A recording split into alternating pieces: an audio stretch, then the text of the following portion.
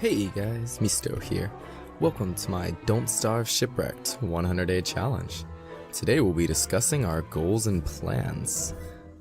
In the future we'll also be making a series of videos, one on each character, where we'll discuss each character in depth, going over their pros and cons in Shipwrecked, as well as my personal strategies for playing that character. But that's in the next series. So let's get to the 100-day challenge. Now, so what is the 100-day challenge?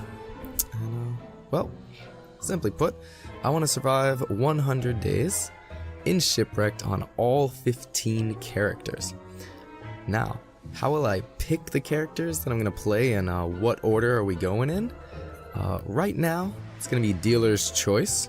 I'm going to default to picking a few characters that I have very little experience on. Some I haven't even played or unlocked yet. And if I fail too many times in a row, I'll probably pull out one of my favorite characters, just so I can, put a win in the corner, feel good about myself. We're all about feeling good in this channel. Now, what are the rules? Well, first, no obvious exploits.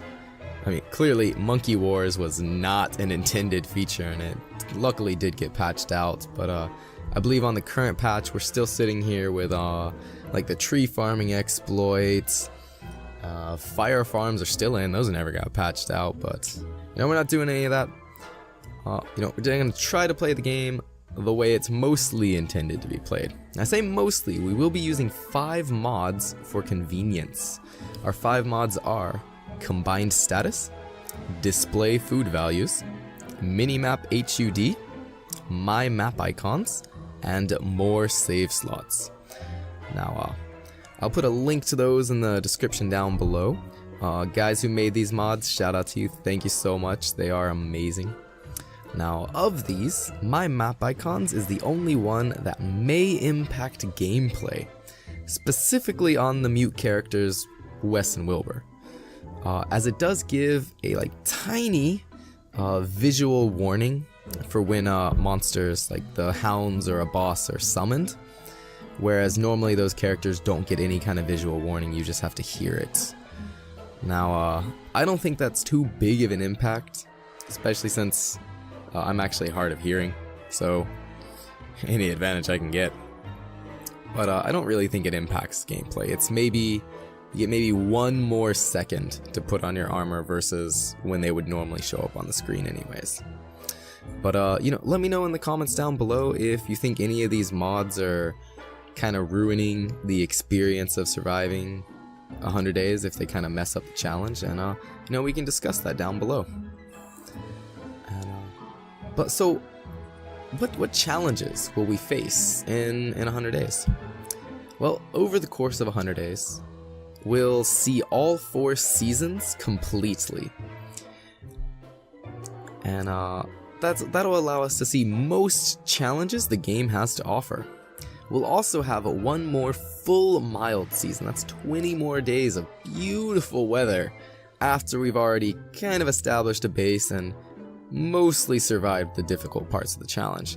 So that'll allow us to go and explore a lot more, or work on mega basing a lot more.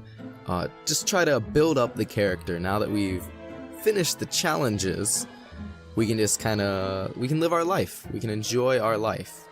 So until summer ends, until the dry season ends, we'll mostly be surviving. But the remaining 24 days, we're going to be looking to be thriving. We want to be in a very strong position, easily able to deal with the max wave of hounds that does come on day 100, or around day 100 is when they can spawn max wave.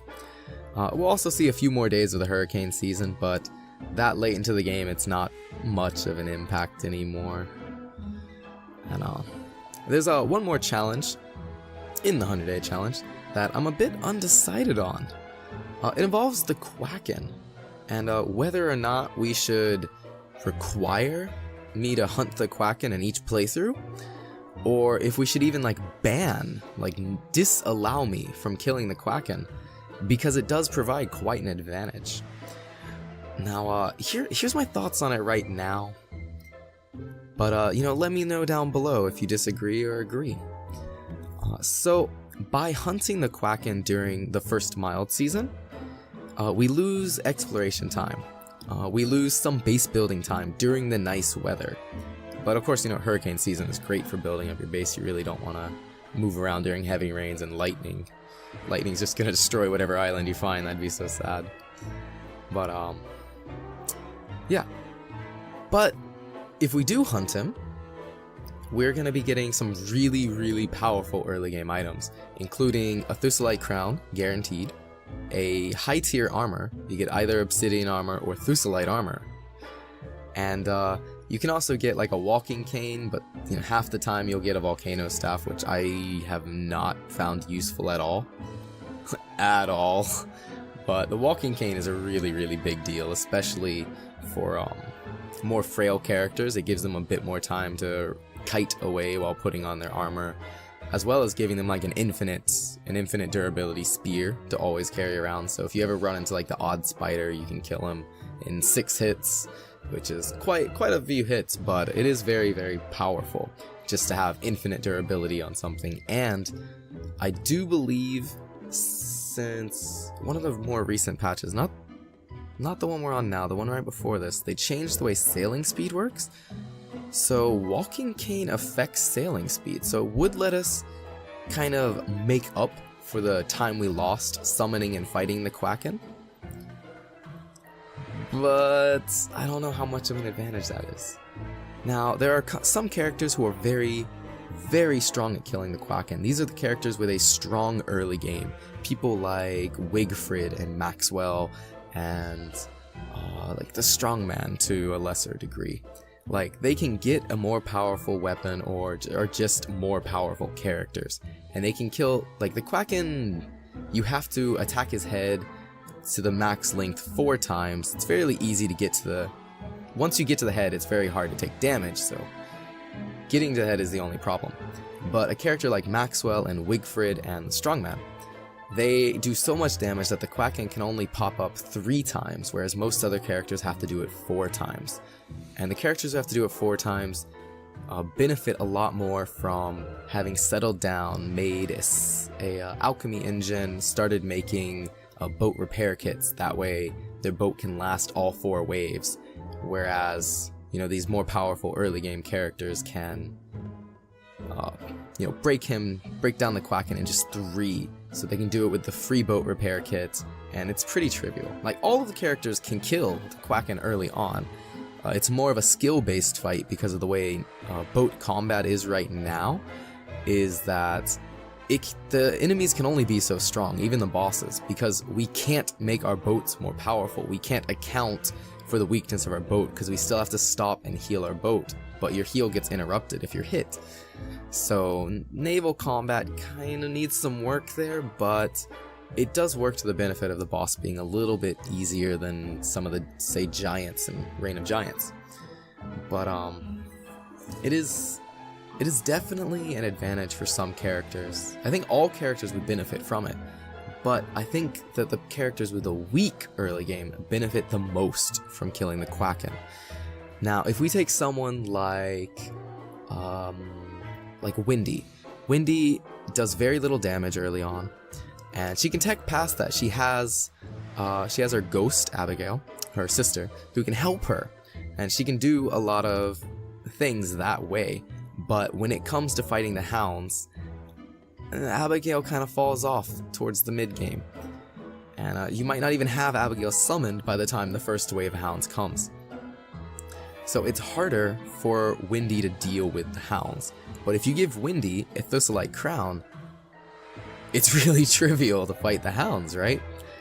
So characters who are weaker in the early game get a huge, huge bonus by having this more powerful armor. Like a character like Wes is intentionally weaker with his stats, but now suddenly his lower than Maxwell HP doesn't really mean anything when you have a 1500 HP helmet that blocks 95% of the damage and gives you iframes and light and stun resistance for quite some time after your hits, at a set percentage of the time. So, Guys, let me know in the comments down below whether you think it's always Quacken hunting season, or if Quackens are an endangered species that needs to be preserved. Right now, as we go forward, I think we're gonna try fighting the Quacken on characters I believe are pretty strong early game, who can handle him and who don't get too huge of an advantage from killing him, but I'm gonna try to stay away on other characters like Windy, who is not supposed to be super powerful in the early game, although I've heard Windy is very strong in Shipwrecked, but we'll talk about that in a future series of videos. So guys, let's have fun learning how to not starve together, and I'll catch you in the next one. Otsukare-sama desu.